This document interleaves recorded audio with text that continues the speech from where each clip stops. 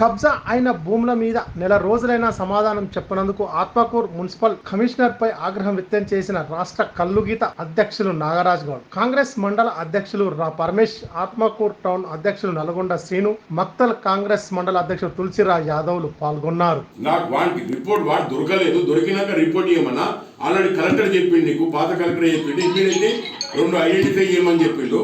సికమ్ land identify చేయమని, ఇది land identify చేస్తే కూడా దాని మీద యాక్షన్ డైరెక్ట్ కలెక్టర్ చెప్పిండు, నీకు పిలిచి చెప్పిండు, నీకు ఎంఆర్ఓ మీకు ఇప్పటిదాకా యాక్షన్ తీసుకుంటలేవు.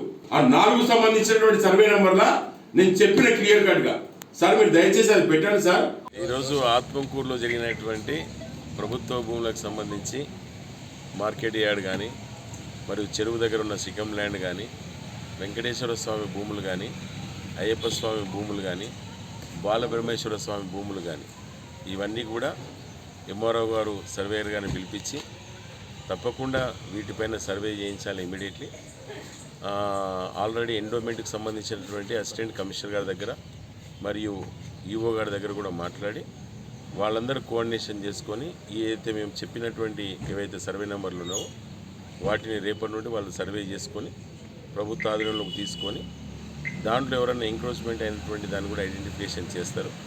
తప్పకుండా ఈ 1 వీక్లో ఇప్పుడు చెప్పినటువంటి ఏదైతే భూములు ఉన్నావో వాటిని సర్వే కంప్లీట్ చేసి ఖచ్చితంగా దానికి బౌండరీ కూడా తప్పకుండా వేస్తాం. వాకిడి శ్రీహరన్న ఆదేశాల మేరకు ఇక్కడ వెంకటేశ్వర స్వామి భూములు కానీ, అయ్యప్ప స్వామి భూములు కానీ, బాలబ్రహ్మేశ్వర స్వామి భూములు కానీ, మార్కెట్ యార్డ్ భూములు కానీ, మరియు చెరువు దగ్గర ఉన్న సికమ్ ల్యాండ్ కానీ ఇవన్నీ కూడా కాపాడుతాం. ఈ ఆత్మకూరు ప్రజలకు ఎలాంటి ఇబ్బంది లేకుండా, ఇక్కడ ఉన్నటువంటి ఆత్మకూరులో కూడా అనేక మంది కూడా ప్లాట్లు తీసుకున్నారు, సర్వేలు కూడా చేసినాం, మరియు వెంచర్లు కూడా వేసినటువంటి ప్లాట్లలో అమాయకులు కూడా ఇబ్బందులు చేసిన సందర్భాలు చూసినాం. కనుక వాళ్ళందరూ కూడా ధైర్యంగా ఉండొచ్చు. ఇక్కడ ఆత్మకూరులో జరుగుతున్నటువంటి కబ్జాల పర్వానికి ఫుల్ స్టాప్ పెట్టడానికి ప్రభుత్వపరమైన చర్యలు తీసుకుంటున్నాం. ఖచ్చితంగా ఎంఆర్ఓ గారు, సర్వేయర్ గారు, మరియు మున్సిపల్ కమిషనర్ గారు, మరియు ఎండోమెంట్కి సంబంధించి అందరూ కూడా కోఆర్డినేషన్ చేసుకొని తప్పకుండా రేపు ముందరికి వెళ్తుంది.